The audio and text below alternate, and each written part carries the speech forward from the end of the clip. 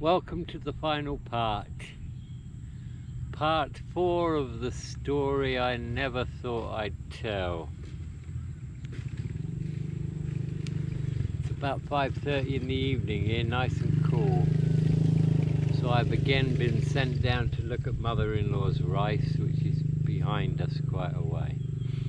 So, brief recap. Got the letter from Ek to tell me she was home.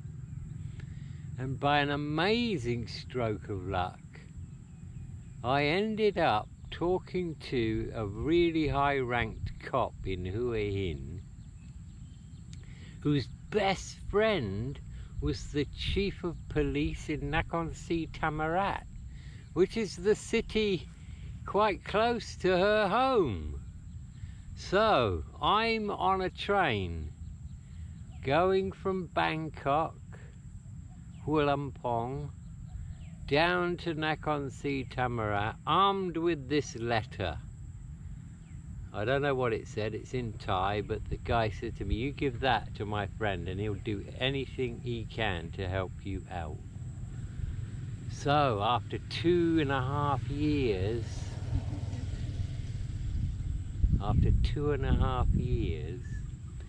I'm finally gonna get my answer. Or am I? The train journey was... How can I explain the train journey? I wanted to explode inside, you know? Because I had waited all this time and now I was that close to it. I started to drink as soon as I got on the train, because you could in those days.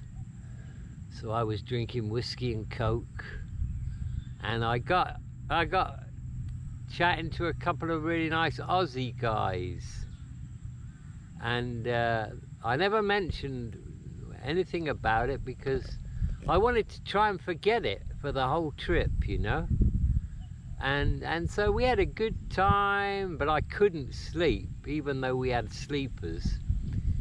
So I ended up drinking with these two guys until about, I don't know, 6 o'clock in the morning, and then we're getting close to the train station, and finally we pull into the Nakhon Si Thammarat train station, which I knew quite well, about 7:30 in the morning.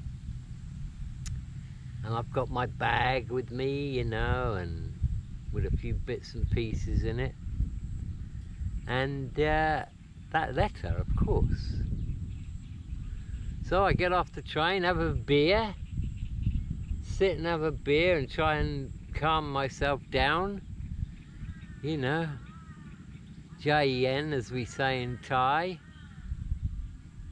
and I get this motorcycle taxi guy to take me down to the police station. Get to the police station. The guy I want to see is not there yet. They said he'll be in about 9:30, 10 o'clock in the morning. So I go round the corner and I have another couple of beers. I just can't sleep. Well, you know, I'm not tired, and I'm running on adrenaline. So he finally arrives and I get in to see him. And he sits me down in his office, and he's got all this braid on his jacket, you know, nice office. My tie is reasonable by this stage. So he sits there and he reads the letter. And he looks at me, he says, okay, young man, tell me all about it. So I condensed the story down into about half an hour, and he listened very intently, you know. And then when we got to the point of, well, she's back home now, you know, and I'm here, and he said, what do you want to do? We'll help you, you know. Will you tell us what you want to do? He said, I feel ashamed that this has happened to you because it's bad for my country, you know. So I said, well, look, I appreciate this is dangerous for me, But I just want to get down there. I want to meet her, and I want her to tell me why she did it and everything about it. Okay, he said. I'll send you down there with a few of my guys. So I end up sitting on the back of a pickup with 3 Thai cops, all plain clothes, all armed. They've all got Glocks. And we're off to Don Tro, her village, which is about half an hour south on the main road, on the way to Hat Yai. And of course I remembered the place very well, so we get close, and I'm really, my heart is pounding now. Holy fuck. 670 days, I think it was. I'd actually counted the days. 670 days ago, this girl ran away from me. And now, I'm finally gonna get my answer. So we pull off the main road, and I give them directions, and there's no tarmac roads in this village, so we're going down these dirt roads, and we pull up right outside her place. I said, this is it. So I jump off with the 3 guys, and there she is, sat on her porch with her child in a little hammock, and she's swinging the hammock away, and she's eating something, and she looked, and she realized who it was. So they said, you follow us. So I followed these 3 guys, and we walked up there, and they asked what her name was, and she told them her name was Amonrat, and I don't remember what her surname was now. So they pulled out their badges.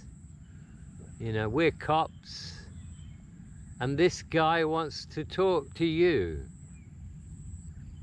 So, can you get someone to look after your child?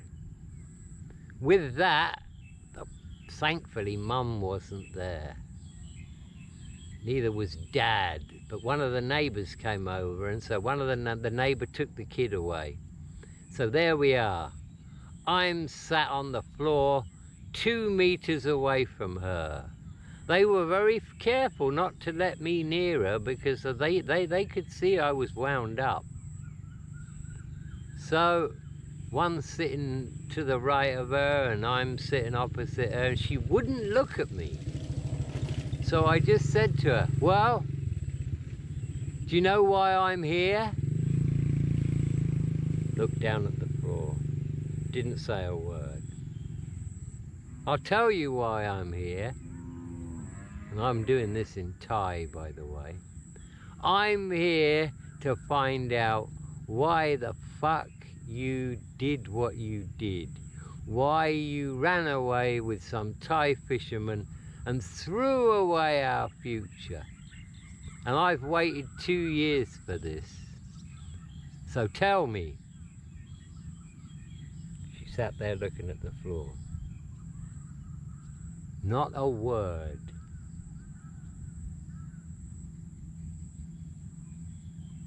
So I'm like, listen, I'm not leaving here until you tell me all about it. I want to know how you met this guy.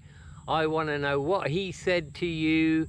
I want to know what was going on in your mind, especially that morning when you left with a big smile on your face, so happy to see me, and I'm just going to the market. Do you want anything? I'll be back in half an hour. I want to know what was going on in your head. Wouldn't look at me. Boy, I was getting angry now. Now, these guys had been told by their boss to help me out and do anything I want. So I just said to them, Jap day, mate. Can you arrest her? And they just nodded. I said, right. let's go to the police station then. And that's what happened. We got her on the back of the pickup. They handcuffed one of her hands to the side of the pickup. One guy sat either side of her and I sat on the other side of the pickup, just staring at her. And all the way to the police station, she would not look at me. She hasn't looked at me. She hasn't said a word to me yet. So we get there. We get inside and I say to one of the cops, can you put her in a cell for a while? Yeah, sure. So I go off then and I see the big cop, you know. And I said, listen, she's not saying a word to me. She won't tell me what I want. I don't want to arrest her and I don't want her to go to jail, but I want to know. I really want to know, and if she won't tell me, I do want her charged and I want her to go to jail. Would she go to jail for this? It was £3,000, you know, about 185,000 baht, I think it was. So he sat there and he looked at me and he said, well, if she's smart and she gets a lawyer, she'd walk. And I said, really? He said, yep. Because she didn't really steal anything. The money was sent to her account, from a foreign account. So it would be very difficult to prove that that money was for you. She could just turn around and say, oh, you know, his mother liked me and she said she would send me some money. You know, he said you'd probably win the case if you could show them letters that, you know, that your mother wrote you, and if you could show proof that you told your mother to put it in her account.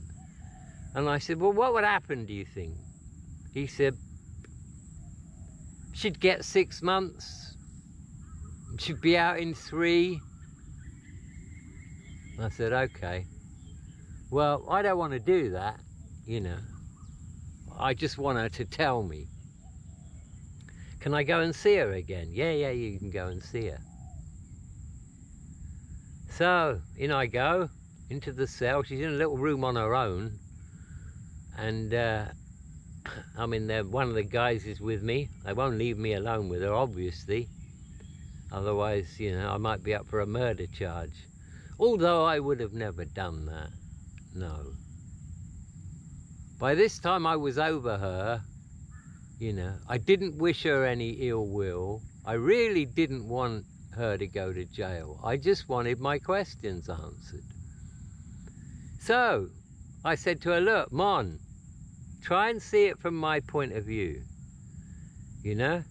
Try and imagine what you did and how that affected me. Especially when we nearly caught you in Sichuan. Still looking at the floor, still won't speak to me.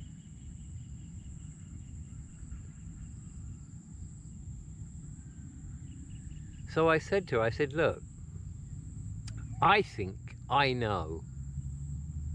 I'm going to tell you what I think happened and you tell me if that's the truth. All you got to do is say, yes, you're right, and that'll be it. I'll leave you.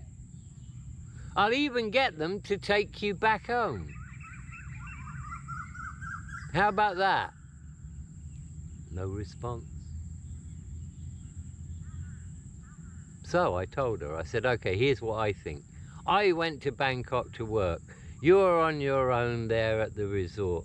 This Thai fisherman probably saw you a few times, started to talk to you, you know, and I know you're a really nice girl. You know, you probably talked to him and, you know, everything was hunky-dory and he made a pass at you and you didn't know what to do and you ended up giving in and slept with him.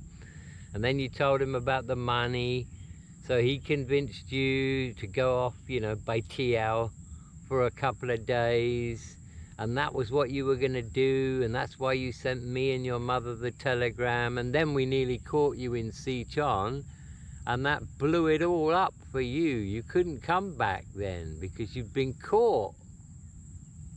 Am I right?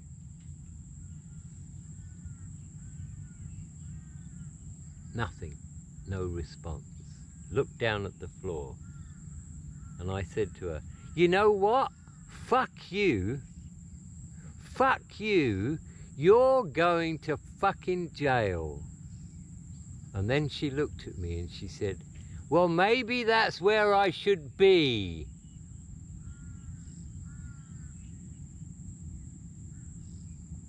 So I left. I left the cell with the cop. I went back to see the big guy. He was really nice. He's very interested in it all and he was very nice. And I said, I want her charged. I want her charged.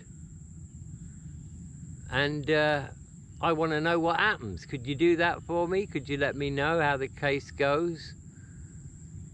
And if they try and pay for her not to go to jail, could you block that? I want her to go to jail. So he said, yeah, we could do that. Has she got any previous form? And I said, I don't think so. No, she's as good as gold. I don't think she's ever been in trouble with the police. Then, at that moment, who should arrive at the police station? Mon's mother. Oh my God. She comes into the room where I am with these 3 cops. Not the big guy, he's off doing something else, but I'm with these 3 cops. And she's looking at me and she's going, how could you do this? And I said, I wanted to know why. You know, that's all I want, and she won't tell me why. And because she won't tell me why, I'm having her charged. Charged with theft, fraud. The mother came over to me and she hit me. She hit me on the arm, but it wasn't hard. You know, I felt so bad for the mother because she was a lovely woman and it was just like, she just was so frustrated, I guess. And then she looked at these cops and she said, he smokes ganja. Look in his bag. He's probably got ganja in his bag. So they asked me to open my bag up. And I opened my bag up, and sure enough, in my bag is a little tin. And they opened the tin, and yeah, there's weed in there and a packet of Rizzler cigarette papers. And she's like, you see? You see? So he's going to jail now.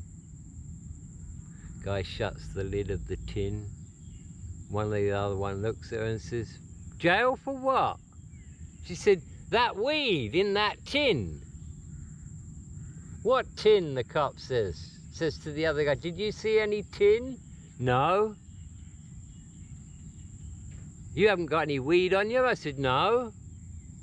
She couldn't believe this. She started screaming, why are you protecting this guy? He's gonna put my daughter in jail. And that's a terrible thing, and you're protecting him? And they were. Yeah, I mean, they could have had me right there. But they were told to look after me. And look after me they did. So anyway, I said to Mum, look, you go down to see your daughter. You tell her all she's got to do is speak to me for 15 minutes and be absolutely honest with me, and it's all over. I'll leave. And I'll never come back. Forget the money. I don't care about the money. Mum goes down. Mum comes back. She won't. She won't talk to you ever, she said. And I'm thinking to myself, what's going on here? And then it hit me. Then it hit me. She was so affected by what she did, and she felt so bad about it. She actually wanted to go to jail. And I thought, holy fuck. She wants to be punished for it. She wants to go to jail. Mother then asks if she can bail her out. So the cop says, yeah, sure, you can bail her out, 10,000 baht. By this time, I'm off with the big guy in his room again now, and he says to me, look, we will initiate proceedings as you want. And I'll make sure she goes to court, and if she gets jail, then I'll make sure she does her jail. And I said to him, well, actually, you know, I don't think you're going to have to do that, because I just really believe this girl wants to go to jail. She just seems adamant.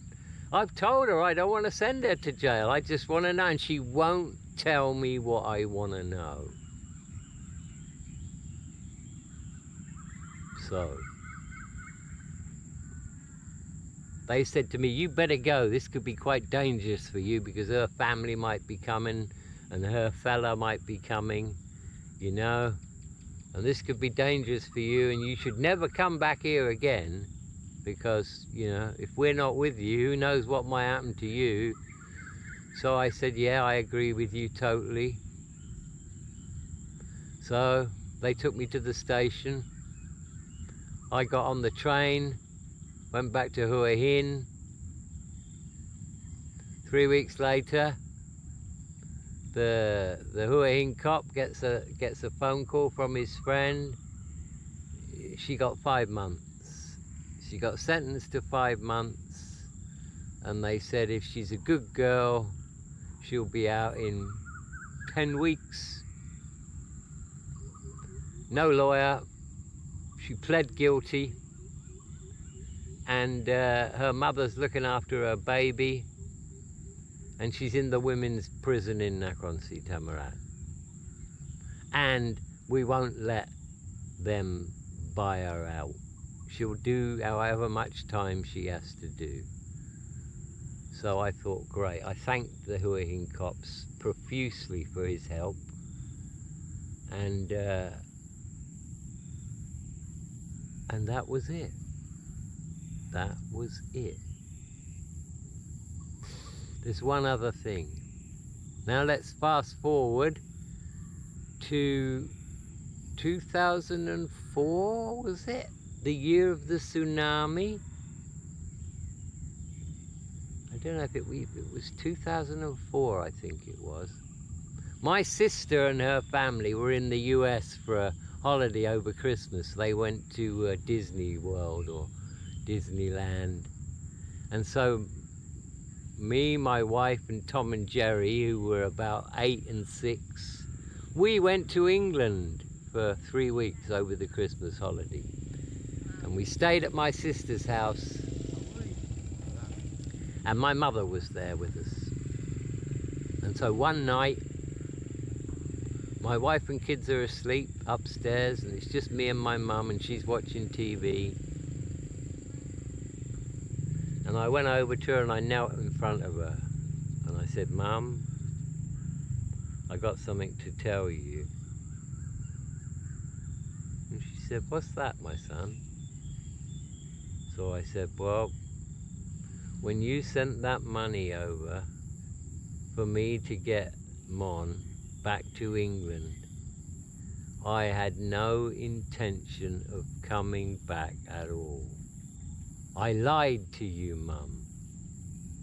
She smiled, she put her hands on my head. She says, I knew that, my son. I knew you weren't coming back, but I just wanted you to be happy. My God, what a relief that was. And you know, there's nothing that can beat a mother's love. Even a serial killer, you know, the most evil person on the planet, their mother will always love them. Mon's mother forgave her for what she did, and yeah, and I think fathers are the same too. You know, you're always going to love your children, whatever happens. Anyway, I hope you enjoyed that story. That's a part of my life that, you know, I closed off. I shut it down, I buried it. And it feels quite good, actually, to have let it out. And I don't regret any of it. I don't even regret what she did, because it made me the person that I am. And I really believe she wanted penance. She wanted to go to jail because she felt so bad of what she'd done, and it wasn't her plan. She just fucked up, you know? So I think it was probably harder for her than it was me, because she lost as much as I did, if not more, you know? She didn't fake that love we had for 2 years. So even though I didn't get the answers to my questions, I pretty much figure that she just got talked into it by this guy and then made the mistake of sending the telegrams. That was her mistake. If she hadn't sent the telegrams, we'd never have known where she was, and she'd have come back. And who knows? We might have ended up staying together, and my sons, Tom and Jerry, would never exist. And I'd never have met my lovely wife of 32 years, 33 years, maybe even 34 years. And it wasn't long after me getting back from Hua Hin that I went back to Bangkok, started to work for John Moriarty, and I met my wife. So, yeah. Anyway, I'm going to put these 4 parts into a playlist so that, you know, any new viewers that come along can actually watch the whole lot. I had no idea it was going to be this long, but I hope you enjoyed it. It certainly was a wild ride, eh? I thought it was a wild ride. And yeah, I'm glad I told it. Anyway, you may not know this, but I'm also a bit of a poet, so I think my next video I'll put out some of my poems. See what you think about that, eh? And don't forget, if you want to buy a signed copy of my latest book, I think I've got 5 left. I've sold 15. Just send me an email and we'll get it done. Thanks for watching. Peace and love. Triple T. Signing off.